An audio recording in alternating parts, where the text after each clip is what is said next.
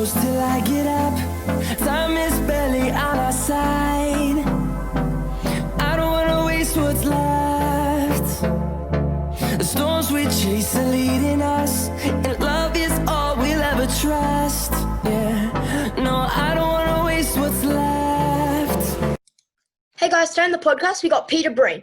He's played professional rugby for Otago and is currently the founder of Rugby Bricks and is also the Wallaroos assistant coach. I hope you guys enjoy the podcast today with Peter. It's really good and insightful. Hope you guys enjoy, and I'll see you in the next. Welcome to the show. Thank you, my man. Thanks for asking. As we've just sort of been talking off the air, I've admired your work and getting after it. You've had some great guests. Thank you so much. What did you want to be when you were growing up?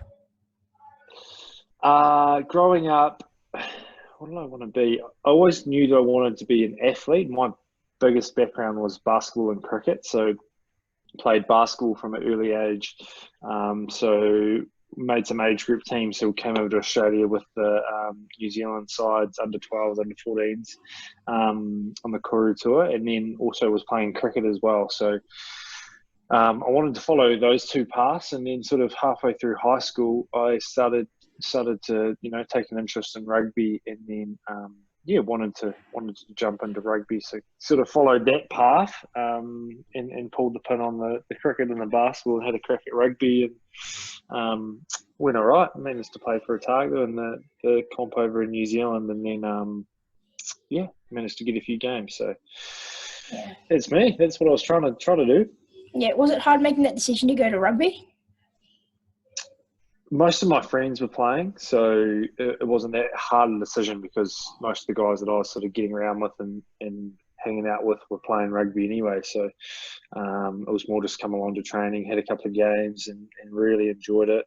Played number 12 mainly, a bit of centre.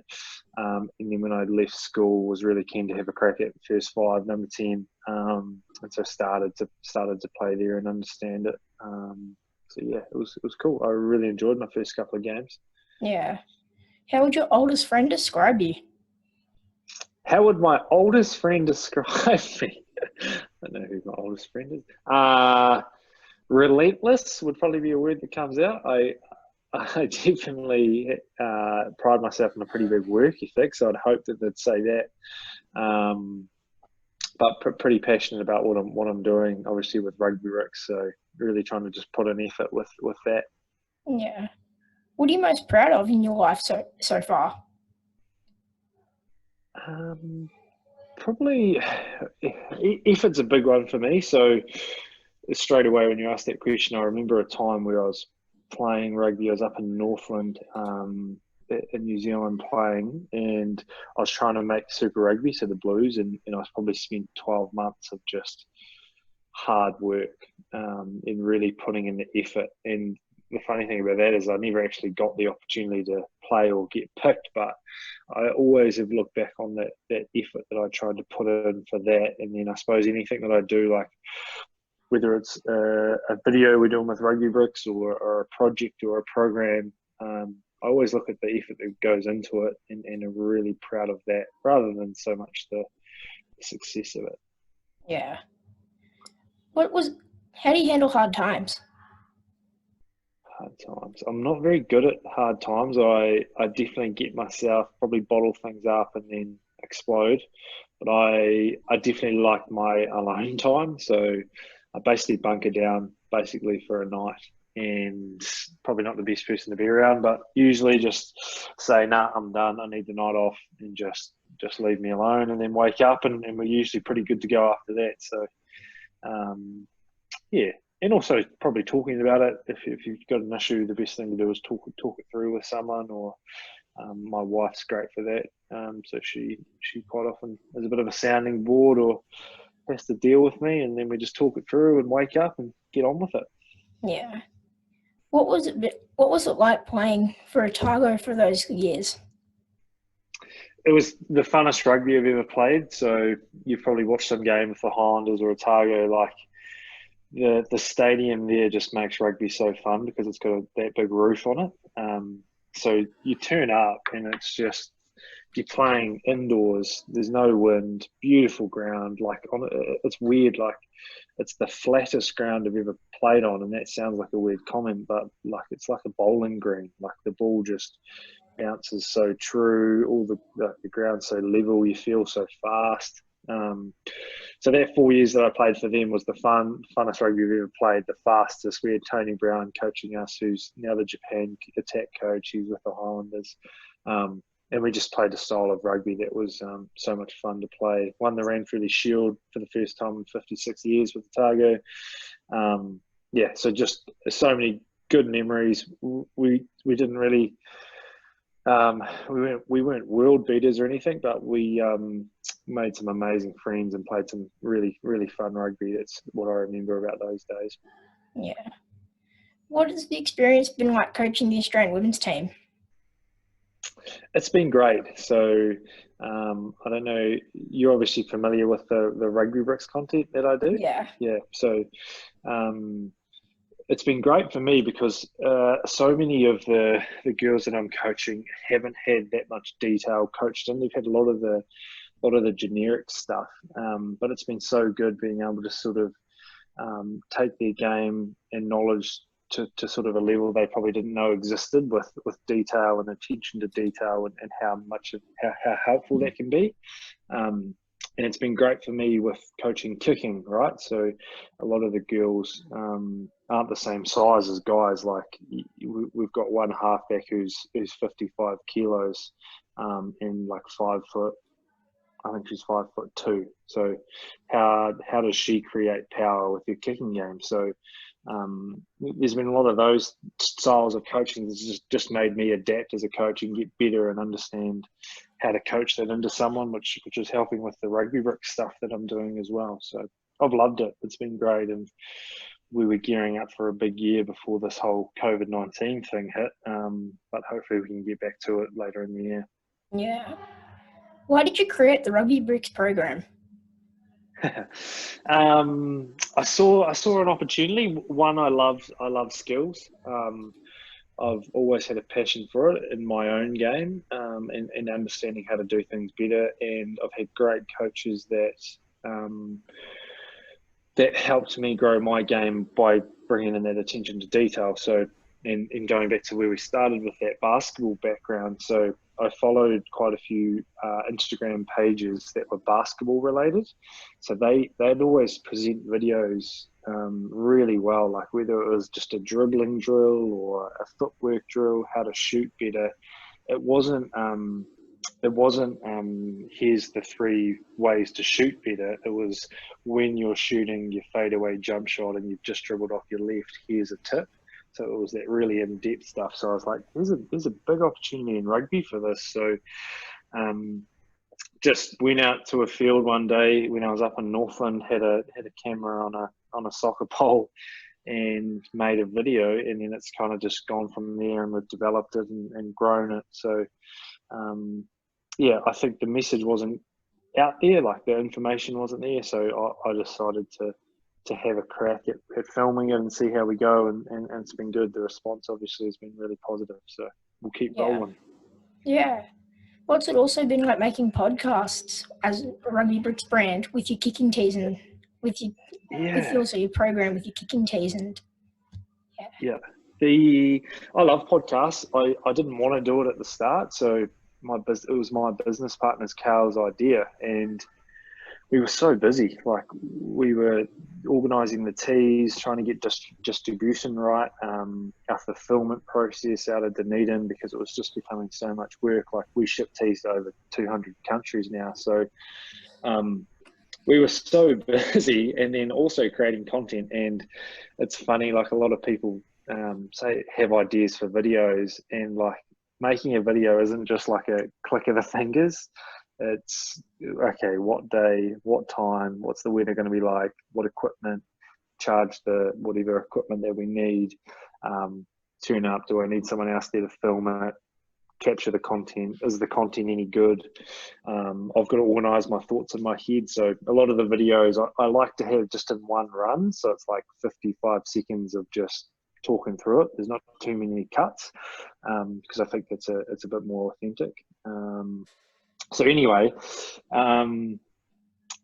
that's going back to the question about the podcast. Is I was like, we just don't have time to do this. Like, it's crazy, but we started it. I was okay at them when I started questioning, but I've definitely listened to different podcasts, understand how to ask good questions, how to bounce when someone gives you a little gem or a key word, or you can dig a little bit deeper on a question, just to go on that, because the chances are the people listening are curious as well. So as the host, if I show curiosity, then that's really good for the listener as well. How have you found yourself get better at doing them as the host? Time going on, listening to a lot of podcasts, pretty much that. Just getting better while interviewing people. The more podcasts you do, the better you get. 100%. How many have you done so far? I think it is 15, something like that. Yeah, awesome. Yeah. Awesome, man. Congratulations, man. It's unbelievable. Thanks. What podcast did you draw off to get inspiration? Yeah, good question. Gary Vee was a big one for me. I always listen to his stuff with starting businesses and getting started. There's the Joe Rogan one's good, and I think the cool thing about Joe Rogan's one, and what I learned a lot of, is don't, and this was from Gary's ways, it doesn't have to be fancy. It's literally just the conversation. So if the phone rings, if the door slams, if there's a little bit of traffic outside, like, it doesn't matter. Like, people are just listening to the conversation, and just the audio, although it's nice to have really clear, clean and awesome audio, it's not the be all end all. It's the guy you're talking to, or the girl, and the quality of the chat. So those two have been big. And I listen back to all my podcasts, which is probably a little bit vain, but I do love listening to what the guest said and whether I've missed opportunities. I had this guest once mention that his dad had a boxing experience with Muhammad Ali, and I just asked my next question rather than digging deeper on that. So it's good learning experiences, as I'm sure you're having as well. Yeah, definitely. Just seeing what you missed out on. Yeah, 100%. Yeah. What's it been like seeing different rugby players use the Rugby Bricks brand with the kicking tees? Yeah, it's so cool. And I've had this question a few times, and it's the same whenever I see it on, it doesn't matter who's using it. So people quite often share it on their story, and it just means so much when I see a kicking tee. Doesn't matter where in the world it is, but someone's just so excited to receive it. They know what we're trying to build with the whole outwork, outlearn thing, and I guess it just starts the process and falling in love with goal kicking. So it's so much more than a kicking tee. Also, the experience between like a father and son, or father and daughter, mum and son, like, it's just an activity that they can go and do, go and kick and take the Rugby Bricks kicking tee. So one of the real exciting ones was Quade Cooper. That was unreal. So I went and met him on like a Thursday. He was just having a few kicks after training, grabbed the tee, put the ball on the tee, kicked 12 from 12. And he was just like, oh, bro, I reckon I'm going to use this weekend. And he was one of the first pro guys to sort of really take off with it. And so I was pretty pumped when I saw him playing for the Reds. Oh, sorry, the Rebels. They played the Reds in Brisbane. Had the tee, slotted his first kick, and that was a pretty cool moment. Josh Oney for the All Blacks, when they played, he used it. Nico Sanchez, who's an incredible goal kicker. He's off the RB Wolf, Aaron Cruden. The list goes on of guys that have really enjoyed using the kicking tees, and it sort of shows that they are quality, and the brand is sort of holding up against other kicking tees. Yeah. What was your path to creating a stable brand? That is a deep question. Path to creating a stable brand. So it's always been the same with Rugby Bricks. It's always been about having the best message possible. So on all the wristbands, on anything we put out, there's the message of outwork, outlearn. And I guess the videos, the kicking tees, any pieces of content or programs has to help that one person who's purchasing it or seeing it. Think about the amount of free content we've got on our Instagram page, right? So I think there's 1,300 videos on there. I don't think you could find one piece of content that isn't valuable. And isn't just a throwaway piece of content. You might get the odd tea picture where we're trying to promote a tea, but if it's a piece of content or a video we're trying to put out there, there's something in there that you get for free. So the way that we've created traction and grown a following is by providing videos and skills and explanations and resource that can help people, and it's free. So I'm always pretty proud of that. So we always come back to that whenever I'm putting out a piece of content is this going to help one person? If it is, happy days. It doesn't care. I don't really care what the likes get, because I know that there'll be a kicker, a halfback, or any player that will use this and find value in it. Yeah, definitely. I know on your YouTube you've got some good content as well. During this COVID period, I've been doing quite a lot of the things on your YouTube with the skills you could be doing at home. Yeah, nice. What have you tried out? The 12-minute one? The 12-minute one, yeah, that was good. With all the basketball skills as well. Yeah, that's been the favourite. It's been cool. There's been a lot of people share that and send it to their team, and such a simple one, eh? Just standing still with a rugby ball. It's amazing what you can do. You can do it anywhere, that video. Love it. Thanks, man. All good. I've also got one of your kicking tees. Yes. What did you go for? I decided to get the Vortex mid-cut in pink. Yes. Nice. Have you got it there with you? I got it downstairs. That's all good. It's a good one, though. I've been kicking a lot better with it. Yeah, the mid-cut's the favourite. I think blue's still the favourite colour, but the mid-cut tee definitely sells the most. Real good height, as you know, and holds the ball so well. So thanks, man. I appreciate it. All good. They're really good. Thanks, man. What are your goals for the next couple of years with Rugby Bricks? So currently we're about to launch a thing called Detail. So at the moment, all our Rugby Bricks content is kind of everywhere, and they, like I said before, they're valuable. But if someone wants to just get a whole heap of passing content or kicking content, it's not located in the one spot, especially with the video format. So one idea that I've kind of had and what we've just created, we're launching this on Monday, is a part of the website called Detail, which is subscription based. So you come to the website, you log in, and then you've got access to long form videos. So I think the first one's 28 minutes, and it's purely just about passing. So and it's not even halfback passing, it's literally just passing the rugby ball, how to use your body, gym exercises, coordination, which is a big part of it. So just using different tools like tennis balls, soccer balls, so coordination stuff, and then all your generic rugby skills. So I'm pumped for that, because we're starting to, and especially with my time, it's really crucial now to get cool people on, and it's the way that we're going to expand into different realms of rugby. So your scrum, your line out, stepping, all these different areas that we can do a long form detailed video on, with the downloadable workbook that people can, again, just get so much value from. So that's the plan for the future. Carry on with the podcast. We've got a few distributor agreements now around the world, so setting up a few of those with countries like South Africa and the UK, which are high shipping places. Like the cost is quite high, so if we can have distributors there, that drops the price for people when it comes to shipping, because it can be a bit of a killer, especially during COVID. Like the demand for shipping's been so high. So those three things, man, and also with the coaching game with the Wallaroos currently, that's kind of the end game. Is to get into coaching full time is the plan.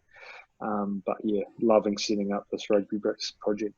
Yeah, I've been seeing you on your Instagram doing a lot of goal kicking down at the park near Amy, is it? Yep. Gosh's paddock. Yep. Yeah. How are you keeping yourself busy and fit during this little time? I managed to get my hands on a ski erg. Do you know what a ski erg is? Yeah.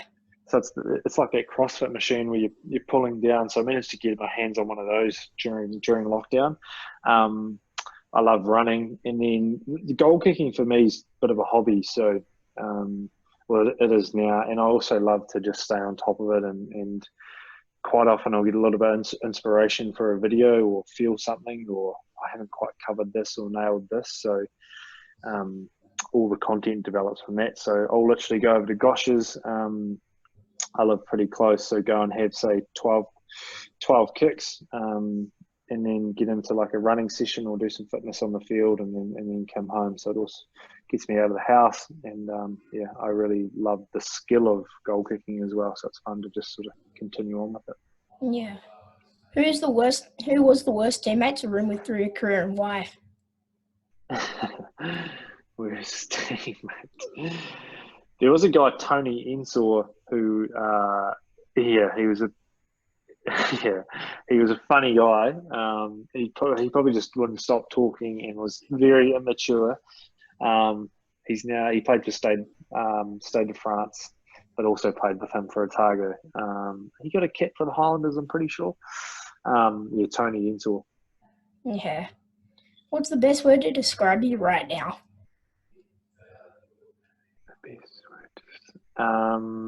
Motivated and very excited. So I love getting up in the morning. I love jumping on the computer, seeing what's coming overnight with Rugby Bricks, what project we're working on, and sort of solving this riddle. So at the moment, I'm in a really motivated phase.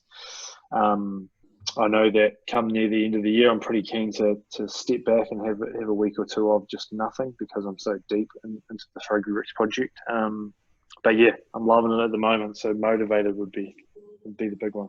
Yeah. What advice would you give a 12-year-old today? Is that how old you are? Yeah.